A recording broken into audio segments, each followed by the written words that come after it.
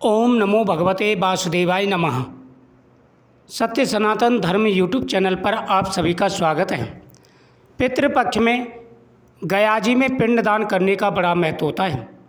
आज हम आपको गयासुर की कथा सुना रहे, किस प्रकार से भगवान ने आशीर्वाद दिया और वहाँ पर किस प्रकार से पितरों की पूजा का महत्व प्राप्त हुआ। नैमिषारण तीर्थ, जिसे नाभि गया भी कहा जाता है, पितृपक्ष में श्राद्ध और पिंडदान के लिए एक प्रमुख केंद्र बन गया। स्कंद पुराण के अनुसार उत्तराखंड के बद्रीनाथ और बिहार के गया के बाद यह पितरों की मुक्ति के लिए सबसे बड़ा स्थान है।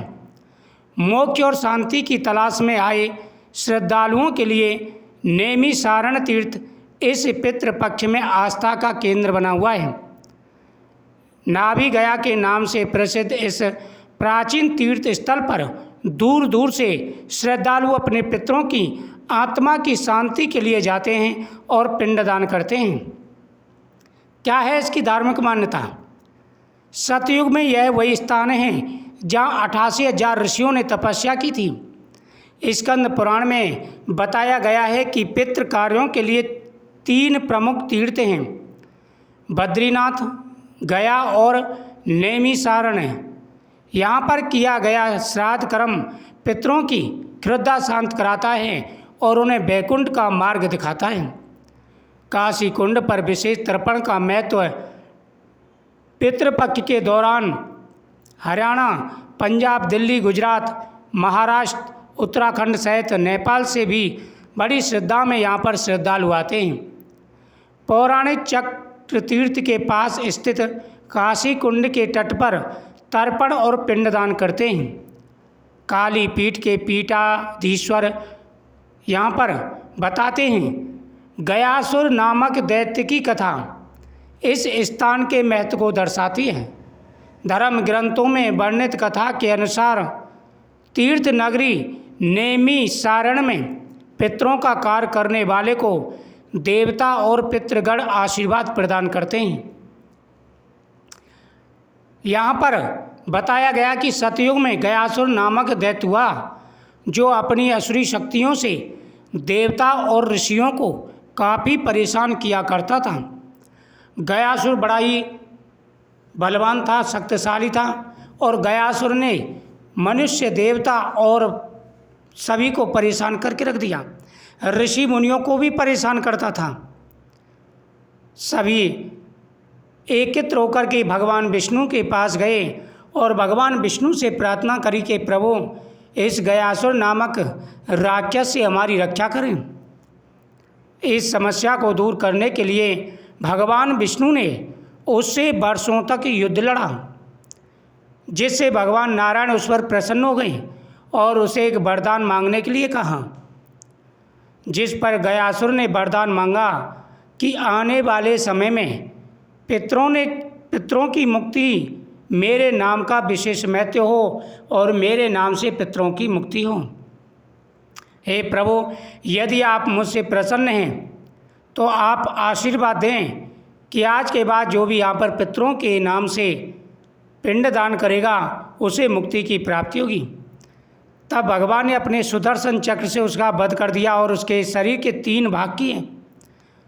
उसका सिर बद्रीनाथ में गिरा और नाभि नैमिषारण में और चरण गया में गिरे, जिससे यह तीर्थ पितरों के कार्यों के लिए जाना जाने लगा। पौराणिक चक्र तीर्थ के राजा पुरोहित राज नारायण पांडे के अनुसार जब सूर्य कन्या राशि में प्रवेश करता है तब अश्विनी मास प्रारंभ होता है। अश्विनी माह के कृष्ण पक्ष को पितृपक्ष कहा जाता है। तर्पण करने वाले को सर्वप्रथम देवताओं के लिए तर्पण करना चाहिए। तर्पण करने की विधि यह है कि सबसे पहले देवताओं के नाम से तर्पण करें। यह तर्पण पूर्व दिशा में मुख करके करना चाहिए। तर्पण करते समय यज्ञोपवीत व गमछा कंधे पर रखना चाहिए। हाथ में जल लेकर के और जल में हाथ डाल करके हाथों के अग्रभाग से जल गिराना चाहिए। इसके बाद ऋषियों के निमित्त तर्पण करना चाहिए। यानी पहला जो तर्पण करे वो देवताओं के नाम से करे और जल में हाथ डाल करके उंगलियों के अग्रभाग से देवताओं के नाम से जल समर्पित करें। जब देवताओं को जल समर्पित कर दे उसके बाद में ऋषियों के नाम का तर्पण करना चाहिए, ऋषियों के निमित्त तर्पण करना चाहिए।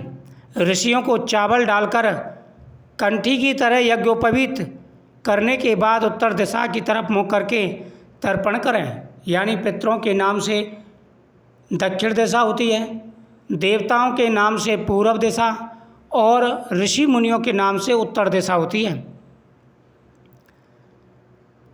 उत्तर दिशा की तरफ मुख करके तर्पण करें। पितरों को अंगूठा व तर्जनी के मध्य भाग से जौ डालकर तर्पण किया जाना चाहिए। तर्पण के समय दक्षिण की ओर मुख होना चाहिए और यज्ञोपवीत व गमछा दाहिने कंधे पर होना चाहिए। इसके बाद एक अंजलि जल भीष्म पितामह के निमित्त देना चाहिए। जौ का आटा, दूध, शहद, गंगा जल, फूल, मिष्टान, फल, तुलसी दल, कुश, जौ, तिल, यज्ञोपवित्र सामग्री के साथ पिंड दान करें। पिंड दान करते समय क्रोध और असत्य नहीं बोलना चाहिए। ब्राह्मण आचार को दान देकर संतुष्ट करना चाहिए। इस प्रकार से किया गया कर्म सभी प्रकार की मनोकामनाओं को पूरा करता है। जो भी पूरी श्रद्धा भाव से पितृपक्ष में पितरों के नाम से पिंड दान करते हैं, पितरों के निमित्त इस कथा का श्रवण करते हैं, उनकी हर मनोकामना पूरी हो जाती है। पितृ प्रसन्न होकर के आशीर्वाद देते हैं, जीवन में आ रहे सारे कष्ट और परेशानियां दूर हो जाते हैं। पितृपक्ष का बड़ा महत्व होता है। प्रतिदिन पितरों के नाम से जल चढ़ाएं। ओम पितृदेवताभ्यो तर्प्यन्ताम ऐसा कहकर के पीपल वृक्ष पर प्रतिदिन पितरों के नाम से जल चढ़ाना चाहिए। पितरों के नाम से पीपल वृक्ष के नीचे दीपक जलाना चाहिए। ओम पितृदेवताभ्यो तर्प्यन्ताम ऐसा कहकर के पितरों के नाम से जल देने से पितृ प्रसन्न होते हैं और आशीर्वाद देते हैं। देवताओं के नाम से ओम सर्व देवताभ्यो तर्प्यन्ताम, ओम सर्व ऋषिभ्यो तर्प्यन्ताम ऐसा कहकर के पितृ देवताओं के नाम से तथा ऋषियों के नाम से तर्पण देना चाहिए।